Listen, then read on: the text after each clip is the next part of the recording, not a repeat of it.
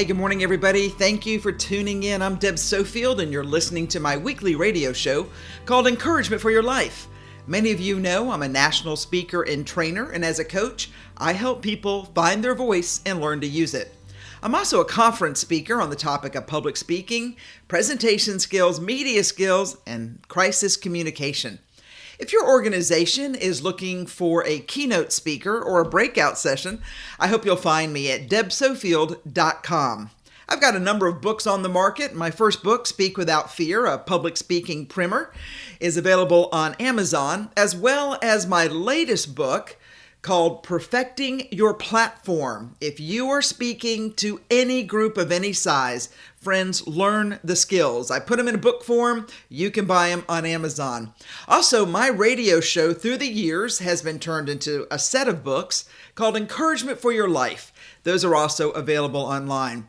Each week, I do a story from one of my books to remind you, no matter what you think about yourself, I'm here to tell you that you matter, you are enough, and friend, you can live the life you were born to live by learning a few simple rules that I will share with you weekly. Sometimes tough love, but always with your best in mind. My theme for today is You've Got the Power. And I want to talk about that because I think some of you are not using it to its full extent. And friend, if there's ever a time, we need you now. I'm Deb Sofield. Thanks for spending this next half hour with me. Let's get started with today's show. I've got to tell you, I really like today's theme, and I've called it, You've Got the Power. See, when I was younger, I often heard the phrase, You've got the power. In actuality, I think it was a commercial I heard on the radio, but I remember that it was also told to me to encourage me to move forward in whatever I was doing. Because in the end, you and I, we have the power to do amazing things in our lives and for others. I love the dictionary's definition of power. It defines power as capacity to do something, the ability, strength, and then strength meaning physical force, and control and influence over others and their actions. Power. We often think of others having power over us or over those we love, and yet giving power away is something many people accept of others, on purpose or unknowingly. Some choose not to and simply walk away. They don't give others the power to direct their life. Friends, smart people take control of their lives. We choose power in every aspect of our lives. So I want to focus on where you give your power away and how you can get it back. And we're going to add, friend, use it for good. I saw a quote the other day that said, almost every successful person begins with two beliefs. 1, the future can be better than the present. And 2, I have the power to make it so. I like that thought because at any time you have the power to make it so. To change today and how tomorrow will be. Friends, don't let your past drag you down, especially if you gave your power away and it didn't turn out so well. I'm not going to dwell on your past because I'm more about looking forward to your amazing future starting today. I've used this quote before, but I think it's worth repeating. And that's at any given moment, you have the power to say, this is not how the story is going to end. So let's think about that. At any given moment, you have the power to say, this is not how the story is going to end. And you can make that pronouncement with confidence when you realize that you have the power to change, to turn around, to recreate, or to simply begin again. Some of you may end up doing this alone. And as hard as it seems, friends, you will be okay. You'll be surprised by the freedom and energy you have when you stand up for yourself and create a safe place for your mind and body, heart, and soul. Don't ever forget that you have the power to say, this is not how the story is going to end. Some of you may be able to bring others along as you stand firm in your new direction because you took the power to rewrite your story, and they will be willing to be a part of it. Just know this, alone or together, friends, you got the power to make the changes you feel, believe, or simply dream of if you will just trust yourself. I've heard it say that knowledge is power, but enthusiasm pulls the switch. I like that. Some listening today have allowed others to take your power, to choose your friendship, to choose a job or an opportunity. And you did it because it didn't suit that other person. And you, being agreeable, you let some great things pass you by.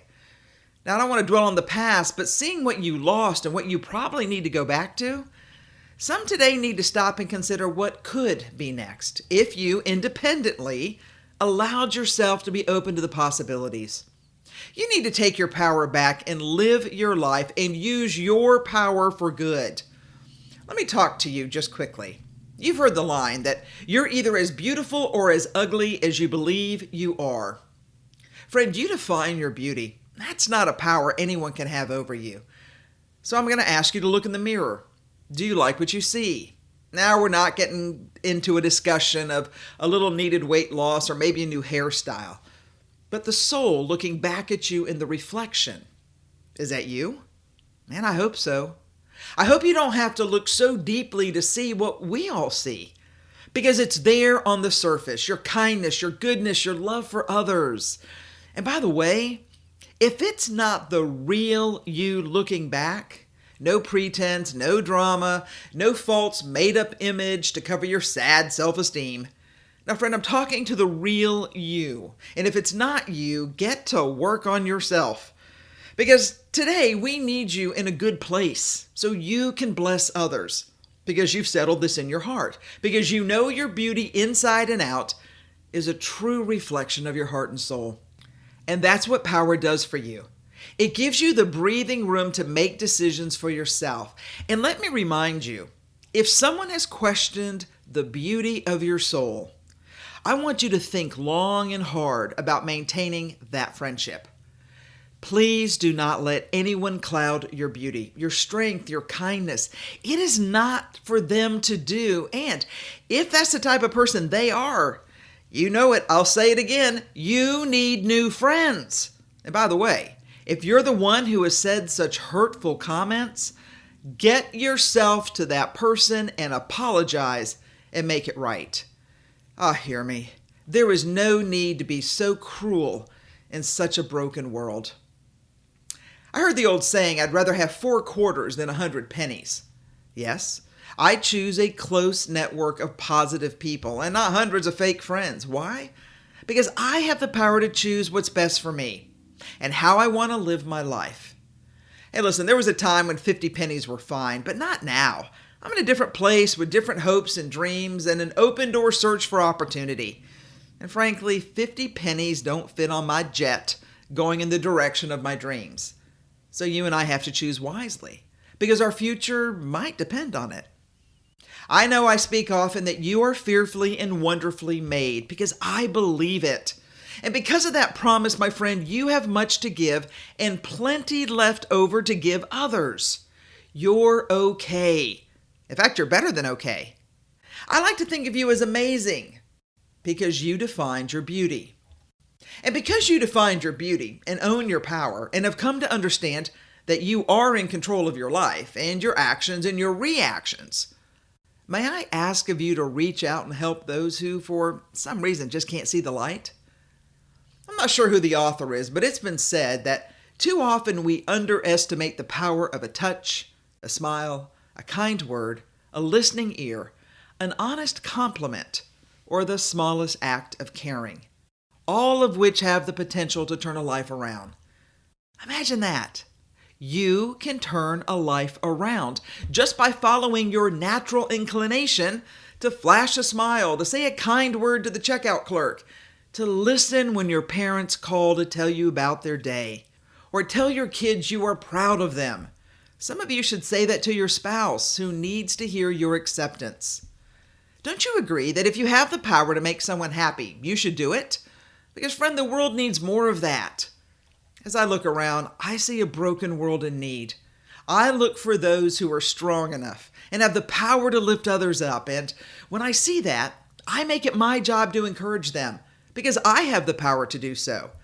And so do you, my friend.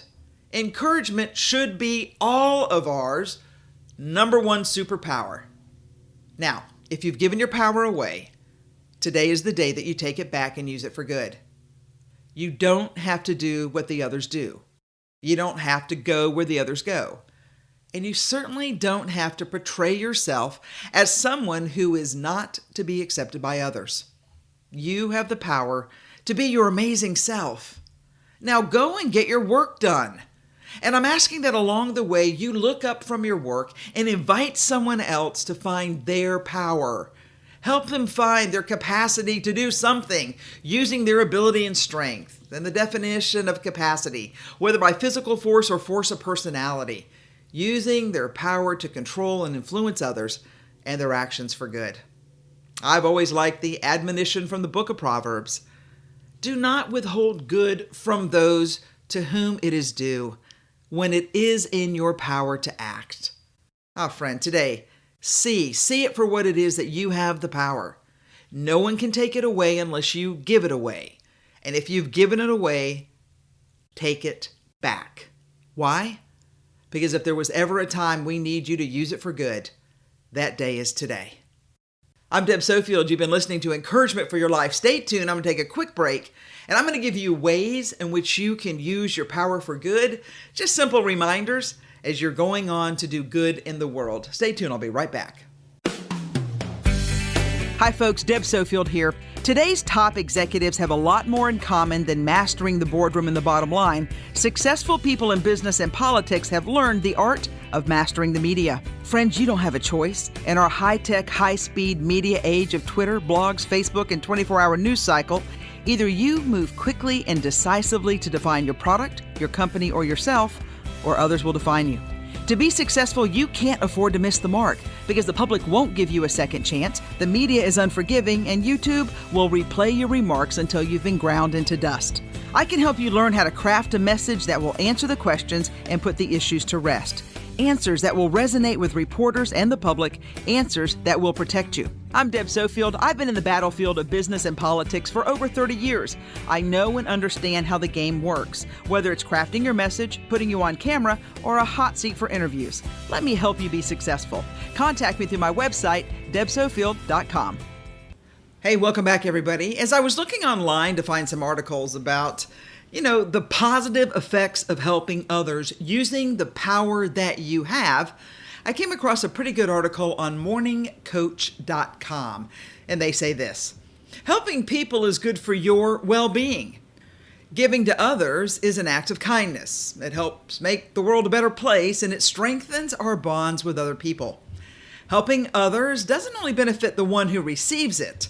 Think about it. It can also benefit you, particularly your mental health and well-being.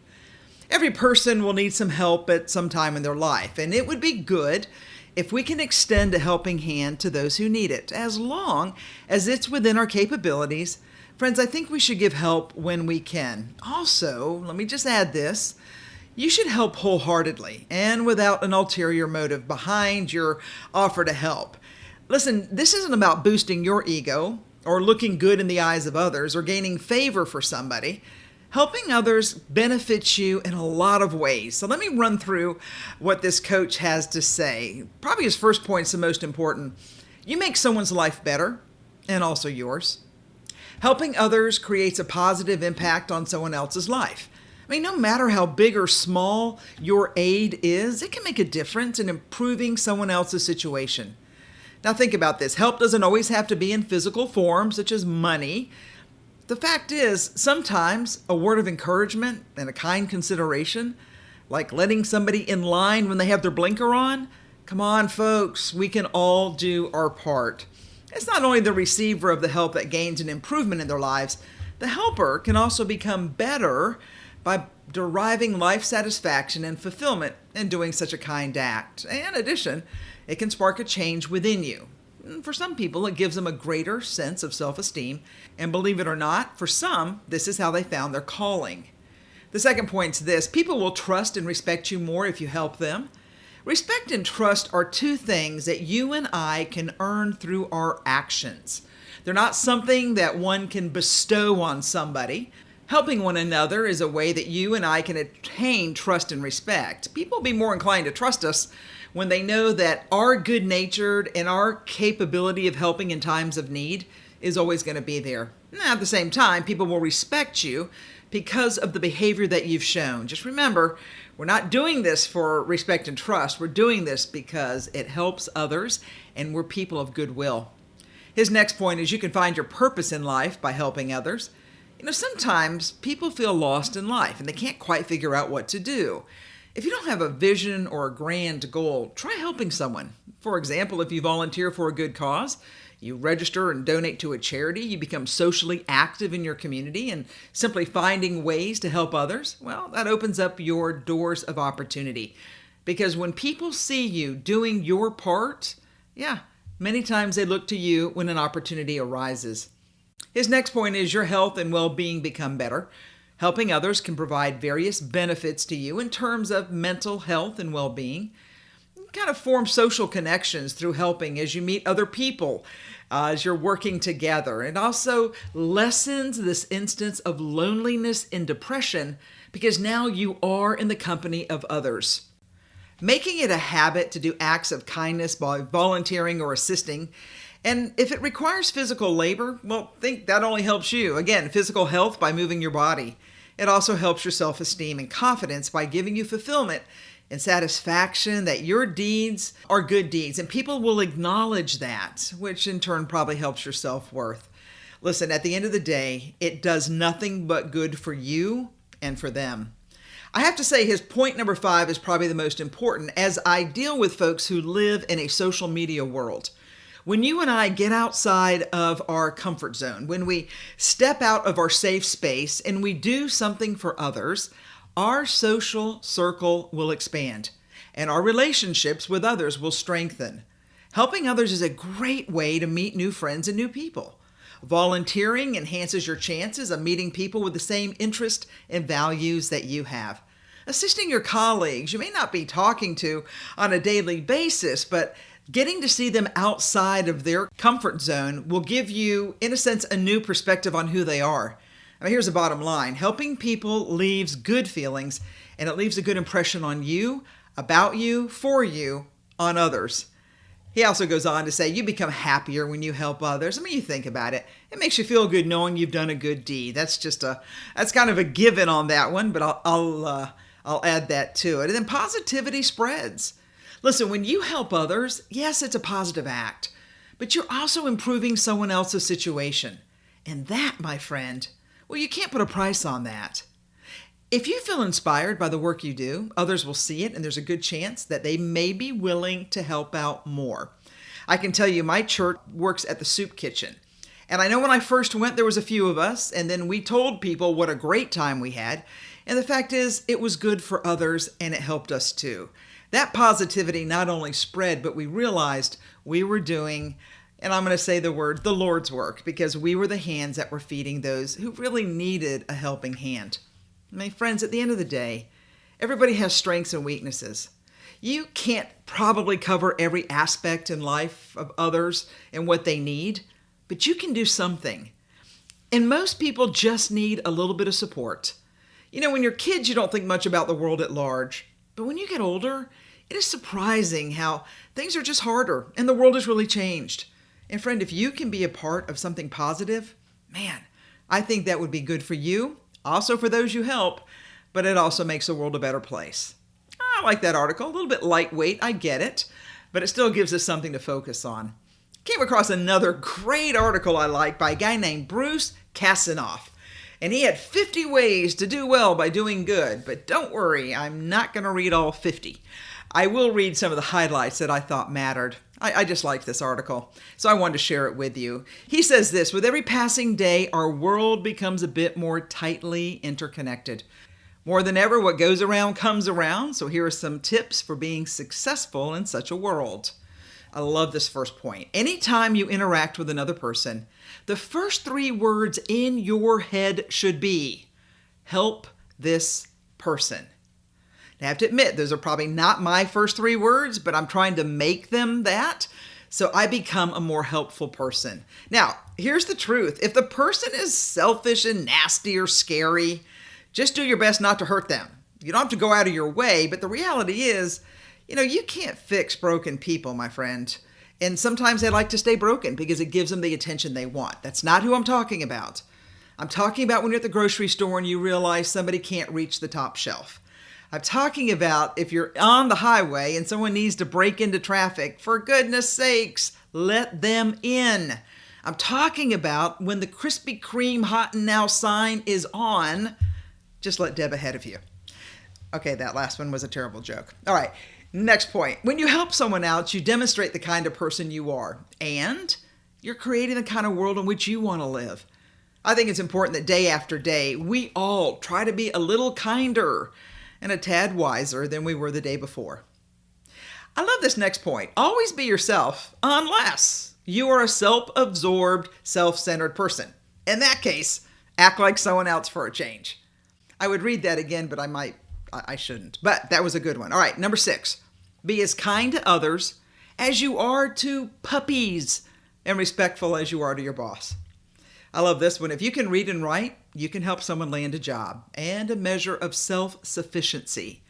I'm an executive speech coach. I help people with interviews all the time. It is amazing what a little help can do to help someone's self-esteem, to give them the courage they need to reach for the next rung on the ladder. Friends, we can all do it. We can be a part of the solution. His next point, the problem with happiness is that it can be an empty emotion. If you treat yourself to a nice dessert, you're going to feel happy. But if you eat dessert 7 days a week, you're going to feel like an overstuffed pillow. I'm not even going to go to my Krispy Kreme line on that one. Okay, number 9. Do not teach a starving person how to fish. First, give them a fish. Teach them how to fish when the pressure to eat is gone. If you know a colleague is under pressure to wrap up a special project, provide something that will help them do that. Be a part of their team and not a part of the opposition. Here's another point. Once fear takes over, you can get stuck in a very bad place. You say things that don't make sense and you don't really think straight. Friends, do not allow fear to control you. Just don't. Stop. Take stock of the situation and try again. His next point is intelligence is not only having something of value to say to others, but knowing what to say differently to each person. I need to teach that to all the politicians who always say the same thing to everybody they meet, without differentiating how people really are. Nobody wants to be put in a pool. Everybody wants to be treated individually. So be careful, my friends. People are listening. His next point is people are at the core of business and life, not technology and not financials. It's people. People. How do you get a terrified person to safety? First, prove they can trust you. And then break their challenge down into small pieces and prove they can handle it. That's a good word of wisdom.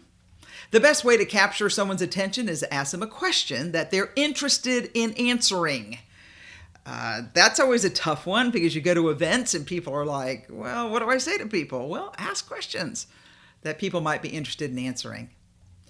You can make others feel trusted, valuable, and important by taking your time to listen to them. Boy, that's true. Now, I love this one. Beware of advice and actions from people who are rewarded for certain outcomes. That's a wise one. Beware of advice and actions by people who are rewarded for certain outcomes.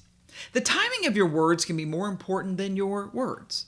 When you choose to communicate, often outweighs the words themselves. Imagine if you're at the end of your life, you're in a rocking chair on the porch, ask yourself the question, will I be glad I spent X amount a week for X number of years doing this job? I love I think it's 24 on this list. Come on, people, don't lecture an entry-level person on what it takes to be a leader. And don't bog your CEO down with details she doesn't need to know. All right, I'm looking at the clock and I realize I'm going to run out of time. So let me read some of these highlights. The most attractive thing in the world is a human being who is completely comfortable in his or her own skin. Aim to be one of those people. Think about this one. The more volatile the times, the more essential it is to keep your options open. In risky times, you need more options, not less. Our world has become far too complex for one set of ideas or one set of principles to work every time. Sometimes we need to blend solutions and take into account a range of diverse ideas and beliefs. Just always stand for the truth. Humans are inclined to act like people around us. So friend, be strong enough to resist that temptation if you suspect your friends and neighbors are wrong. Number 37 is probably my favorite, and I'm going to end with it because I travel all the time. And although we take off in rain, once you go above the clouds, here's the quote, it's always sunny. The question is how high you have to go. All right, a lot of information today. I just want to remind you, friends, you've got the power. You've got to use it. Don't sit on the sidelines. We need you now more than ever. And I think you need to understand that you matter. People are watching you. Stop being a nightlight and learn to shine brightly. All right, my friends, I'm Deb Sofield. You're listening to Encouragement for Your Life, and I hope you'll join me next Saturday. Same time, same place. Have a good one, everybody.